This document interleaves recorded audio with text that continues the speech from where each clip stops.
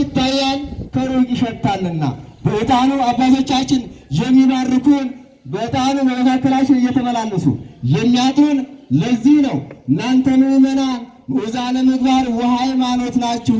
ሃይማኖት ይሉ እግዚአብሔር ነው፣ ዕጣን ቢሉ ምግባራችሁ ሰናይ ነው እያሉ ይህን እያመሰጠሩ እንዲህ በማዕጠንቱ ያጥኑናል። ክብርና ምስጋና